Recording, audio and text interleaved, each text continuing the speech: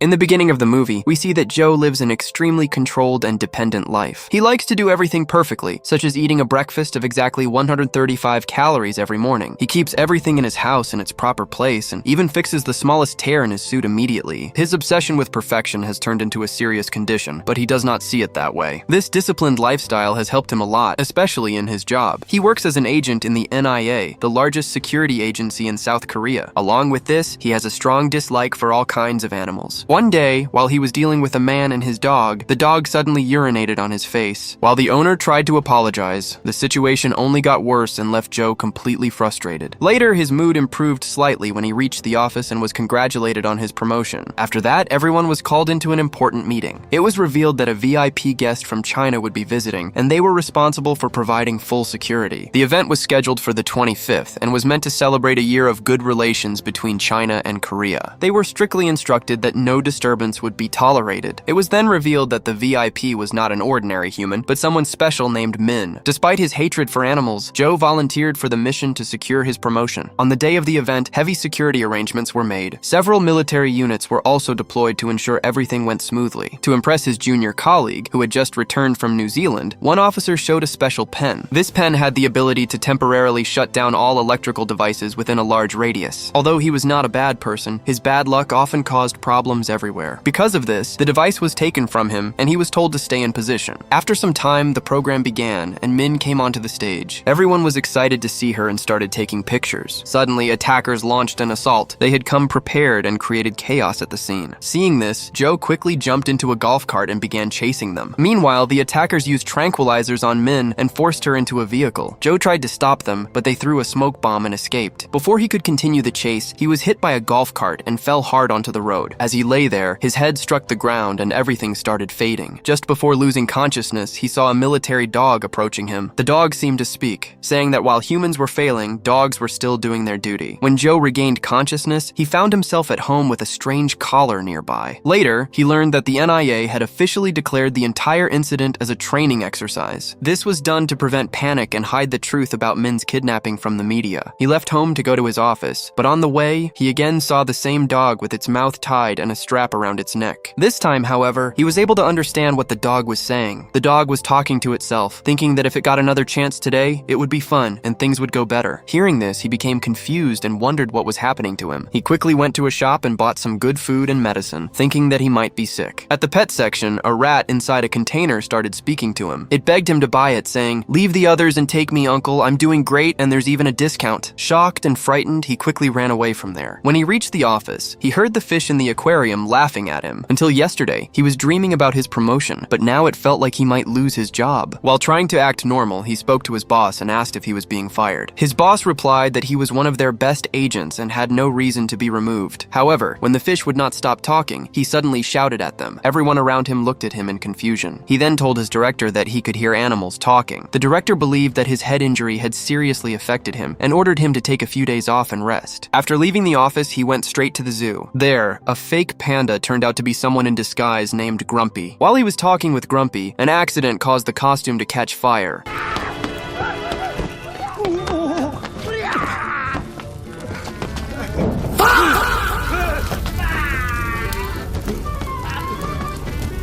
And Grumpy had to be rushed to the hospital. On his way back home, a female gorilla contacted him. She claimed that she knew where the kidnapped VIP was and would share the information in exchange for a magazine. He brought a magazine for her, which she seemed to enjoy. In return, she told him about a dog that could remember the kidnapper's scent. If they found that dog, it could lead them to the kidnappers. That night, he went to a small house where the dog was living. The dog was telling other animals stories about its bravery and how it had once fought off several soldiers. When he approached the dog, it attacked him at first. However, he distracted it by offering food and managed to calm it down. On the way back, he asked the dog about the kidnappers. Taking advantage of the situation, the dog insisted that it could not work on an empty stomach. The dog kept running around, making a mess, while he followed behind trying to manage everything. The next morning, when he saw the condition of his house, he became angry and scolded the dog. Just then, his daughter arrived with two of her friends. After his wife's death, his relationship with his daughter had become distant because of his dangerous job. It was his daughter's birthday, and he had promised to arrange a nice party for her. But seeing the mess in the house, she realized that her father had completely forgotten her special day. But when she saw everything, she was actually happy. She said, "Well, Dad, at least something has changed." He did not want to upset her by telling the truth, so he stayed silent. After that, they went to a park where they spent the whole day together. The fireworks reminded the dog of a painful memory from the past, which made him emotional. When Joe asked about it, the dog explained that he clearly remembered the scent of the man who had killed his owner during winter. He also revealed that it was the same man who had kidnapped the VIP panda. He recalled the moment when he was trying to detect a bomb with his owner, Sophie. Suddenly, a man nearby triggered the explosion. Sophie died in that blast. The dog tried to attack the man but could not stop him. However, he noticed that the man had a fake leg. On the day of the kidnapping, he smelled that same scent again. Hearing the dog's tragic story, Joe felt deeply sorry for him and tried to cheer him up by playing with him. Meanwhile, the kidnapped panda refused to eat anything except bamboo. Because of this, the kidnappers brought bamboo from a farm. Following this lead, Joe and the dog went to the same bamboo farm. There, they met the farm owner's pet goat. They asked the goat about the kidnappers, which helped them trace the kidnappers' vehicle. After further investigation, they began to suspect a man named Manik, the founder of a biotech company. When they saw his photo, they recognized him and realized that he was connected to the panda. They went to his company headquarters and discovered that he was planning a new project. He intended to create a new kind of creature using special genetic material, which humans could keep as pets. They confronted Manik and his bodyguard, arrested him, and brought him to the police station. However, due to confusion and lack of proper evidence, the situation backfired. The director questioned Joe about why he had arrested Manik without solid proof and how he had obtained his information. When Joe revealed that a dog had helped him, no one believed him. Their investigation showed that the suspect was not even in Korea at the time. Because of this, Joe was fired from his job for acting without evidence. After being released, Manik went straight to the people he had hired for the kidnapping. It was then revealed that a dangerous man named Dmitri was behind the kidnapping. He used advanced technology, including a high-tech mask, to hide his identity. In exchange for the kidnapping, he had obtained special capsules that could be remotely detonated after being fed to someone. While tracking him, Joe overheard their conversation and finally understood the full truth.